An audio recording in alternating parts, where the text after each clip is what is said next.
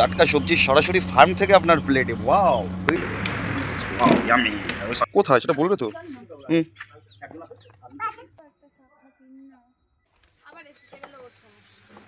Wow hi good boy. চলো তো চলুন প্রথম থেকে শুরু করা যাক। নমস্কার বন্ধুরা, আমি অরুণ, আরও একটি নতুন ব্লগে আপনাদেরকে স্বাগত জানাই। আজকের দিনটা ছিল আরেকটি রবিবার, আর আমরা আজকে কোথায় গেলাম সেটা জানতে গেলে কিন্তু পুরো ভিডিওটা না স্কিপ করে দেখতে হবে। আজকে আমরা চলে গেছিলাম জনকোলাহল থেকে দূরে খুবই সুন্দর একটা রিসর্টে। আপনারা হয়তো অনেকেই জানেন না যে তাহিরপুর থেকে মাত্র 300 থেকে 400 মিটারের মধ্যে খুব সুন্দর একটা রিসর্ট তৈরি হয়েছে। আর এটা আমি যাচ্ছিলাম তাহিরপুর 6 নম্বর রাস্তা ধরে। চারিদিকটা এতটাই সবুজ দেখে যেন মনে হচ্ছে গাছগুলো সদ্য স্নান সেরে উঠেছে। তো এবার আমি ঢুকে বললাম চন্দ্রপুরের রাস্তায়। এইটা হচ্ছে চন্দ্রপুর আর ভাদুড়ির বর্ডার রাস্তা বলা যেতে পারে। বাঁ দিকটা হচ্ছে চন্দ্রপুর শান্তিপুর থানার অন্তর্গত, ডান দিকটা হচ্ছে ভাদুড়ি তাহিরপুর থানার অন্তর্গত। আর এই ভাদুড়িতেই গড়ে উঠেছে এত সুন্দর থাকা খাওয়ার একটি জায়গা।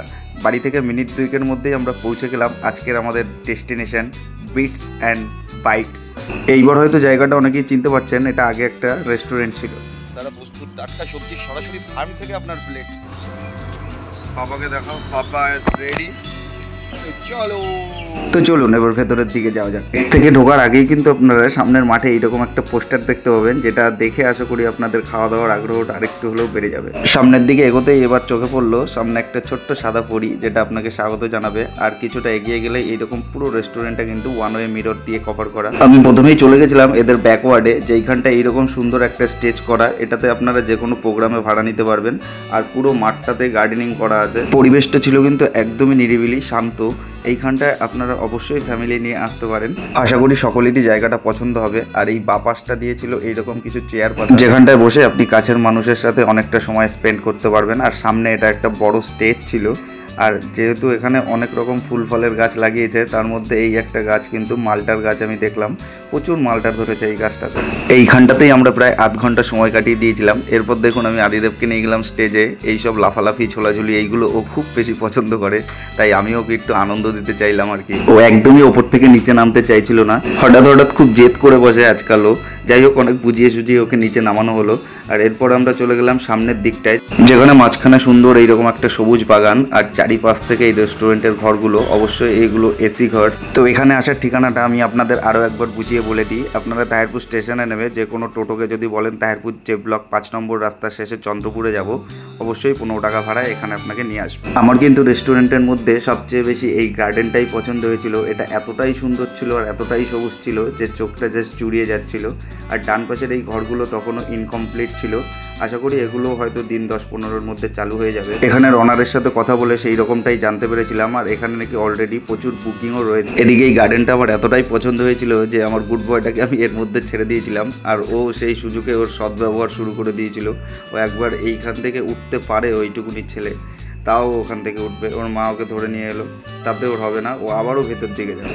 এইভাবেই চারিদিকে ঘোরাঘুরি করতে করতে প্রায় 1 ঘন্টা সময় কেটে গেল।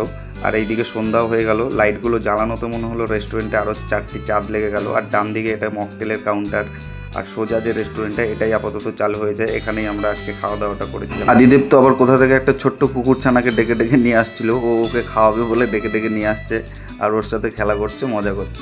ছোটবেলা থেকেই পশু পাখির প্রতি ওর একটা আলাদা ভালোবাসা আমি খেয়াল করেছি। যাই হোক, কাচের দরজা ঠেলে রেস্টুরেন্টে ঢুকলাম। আর ভেতরটা কেমন লাগছে অবশ্যই আপনারা কমেন্টে জানাবেন। এটা সম্পূর্ণ শীততাপ নিয়ন্ত্রিত। আমার কিন্তু খুবই ভালো লেগেছে এখানের অ্যাম্বিয়েন্সটা। কাঠের চেয়ার টেবিল একটা প্রিমিয়াম লুক দিচ্ছিল। মেনু কার্ড তো আমি দেখি না, তাই আমি বন্ধ করে দিলাম ফাটাকসে। তবে আপনাদের জানিয়ে রাখি, এখানে চাইনিজ, ইন্ডিয়ান, তন্দুরি সমস্ত রকম খাবারই কিন্তু আপনারা পেয়ে যাবেন। আর যেহেতু আগেই পোস্টারটা আপনারা দেখে নিয়েছেন যে সরাসরি ফার্ম থেকে কিন্তু আপনার প্লেটে খাবারটা আসে। ভালো করে মিনিট 10-এর মধ্যে কিন্তু খাবারটা আমাদের টেবিলে চলে আসে। হ্যাঁ, অবশ্যই সরাসরি ফার্ম থেকে। আমরা অর্ডার করেছিলাম এটা চিকেন নুডলস। আর এটা দেখতেও যতটা সুন্দর ছিল, খেতেও ছিল কিন্তু একদম ইয়াম্মি। আর দাম নেওয়া হয়েছিল এটার মাত্র 109 টাকা। সেই তুলনায় কোয়ান্টিটিটাও ঠিকঠাকই ছিল। আর এখানে একটা ছিল ঝাল সস, তারপরে ছিল সয়া সস, আর তারপরে ছিল এটা টমেটো সস। তো চলুন শুরু করা যাক।